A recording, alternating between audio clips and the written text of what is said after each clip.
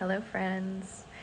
I wanted to hop on here and share a little bit about energetic shielding and clearing for the holidays. So for some of us, the holidays, and I've mentioned this a few times on here, but for some of us, the holidays are lovely and wonderful and exciting, and that's great. And for others, it can mean, the holidays can be a really difficult time. So some of us are entering into maybe family situations, seeing people that we are not 100% comfortable around but feel obligated to spend time with, or any other number of challenging situations or challenging, energies and dynamics with other people. So there are things that we can do. There's things that we can do to protect or shield ourselves before entering into these environments. And then there's things that we can do following any kind of interaction or space that we're in that, once we've left, things that we can do to help release any of the energy that is there that we're ready to get rid of. So we're going to talk about shielding first. So there are so many different ways, and I'm just going to touch on a few, and maybe you are watching and you have some of your own that you utilize yourself. I hope that you will share those. But so here are a few things that you can do to energetically protect yourself. And I'm not talking about protection as in, spirit attachments and negative entities. I'm just talking about for all of us who are deeply feeling people who really pick up on the energies of others and really carry with us the energies of, intense interactions and the like. So first thing, visualization. Might seem like too simple, like how do you protect yourself just with visualization, but it's a super powerful tool. This is my go-to. So for visualization, you could surround yourself in a white light. Some people say white light is too strong, and so you would use a gentler color, like maybe a soft pink, but really make it your own. So protecting yourself with a light, that could be just kind of like a column of light coming down from above. It could be creating a bubble of light around you. I tend to go with a visualization of a tree. So I like to bring some grounding into my protective visualizations. So I imagine myself being both rooted as well as protected and allowing the canopy of the tree to kind of come down and surround me. So that's my go-to. But really you could do anything, right? You could surround yourself with any kind of like material that you feel like would be a protective material. So maybe it's not light, maybe it's not a tree canopy, maybe it's something totally different. Go with what works for you. That'll be the most beneficial. You could also use intention, affirmation, or prayer. So if you're a prayerful person, it could just be something as simple as, may I be protected, right?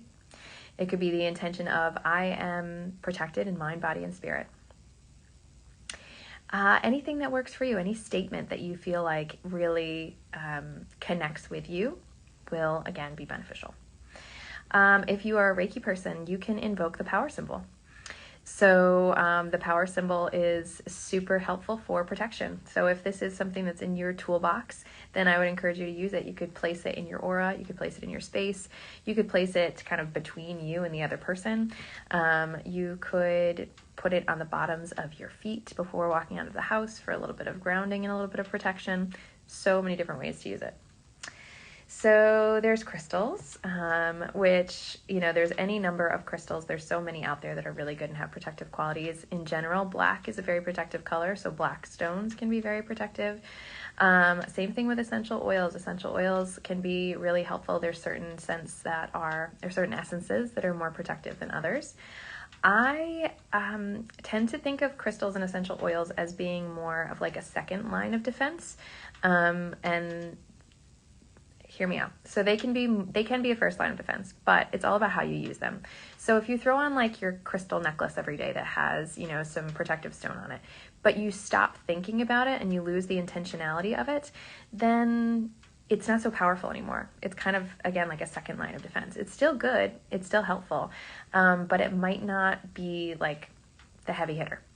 Whereas if you take the time to sit down every day before you start the day or before you go into like, a stressful environment this holiday, then, if you take the time to sit down and actually use, prayer or affirmation or intention or visualization, and you really intend, wholeheartedly that your energy is protected, that's going to be more powerful, and that's going to do more for you than that necklace that you're not really thinking about.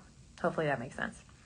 Same thing with the essential oils. If you put the oils on at the beginning of the day and you're not really thinking so much about it, then it'll be kind of more of a passive form of protection.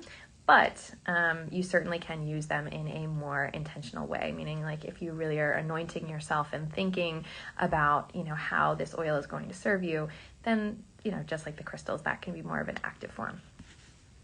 So those are just a few ways to work with the, energetic protection techniques. There's, again, so many more, and hopefully you'll maybe share some in the comments that work for you. So now, once you're done, right, once you've left and you're like, okay, maybe you did your protection before, but you're still feeling some of that heaviness, then what can you do to clear yourself so you don't have to carry it with you? So again, there's so many different ways. I'm just going to share a few. Same thing, you could work with visualization, as I mentioned before, but here you might visualize, a light coming down from above and, just kind of washing away or clearing away whatever is there.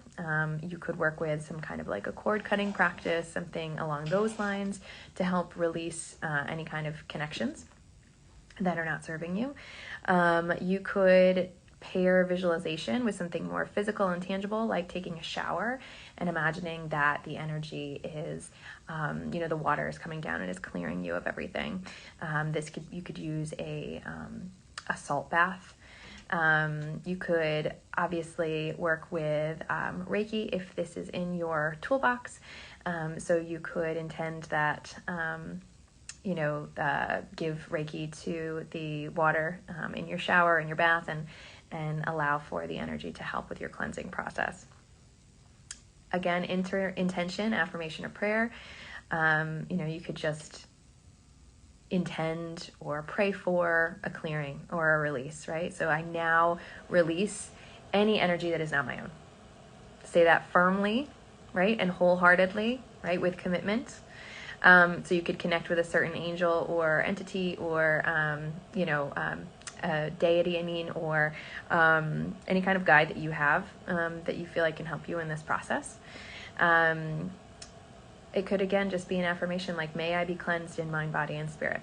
It doesn't have to be complicated. It's all about what works for you. And for some of us, the more complicated it is, the harder it is, or the less likely we are to do it. Whereas others, the more kind of complex it is, the more ritual, and sacred that you feel in it. So to each their own. There are certainly practices that are very popular in terms of cleansing with smoke, smudging practices. Now, these do not belong to me. They're not practices that are part of, my native traditions. And so I always keep that in mind, but that's not necessarily true for you. So if these are part of your traditions to cleanse with Palo Santo or with sage, then beautiful. Incense is another one. So stones and oils, again, can have supportive qualities here. And if you have Reiki in your toolbox, again, then Kenyoku, dry bathing, is a really beautiful practice and one that I use most often. That is kind of my go-to. Visualization as well. I always like to just imagine. This is mine, and it's kind of funny. I don't know where it came from, but I imagine that a curtain, like at a theater, like a curtain is falling, almost like announcing the end. A curtain is falling between me and the other person, and my energy flows back to me on this side of the curtain. Their energy flows back to them on the other side of the curtain.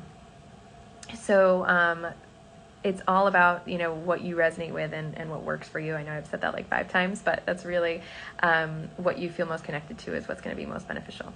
So those are just a few. I hope you'll share with me the ones that work for you. And I'm wishing all of you a whole lot of luck and sending a whole lot of love as we all enter into these sometimes difficult holiday interactions. But the more that we practice energetic shielding and energetic clearing afterwards, the hopefully easier it'll be and the lighter that we'll feel. All right, everybody. See you soon.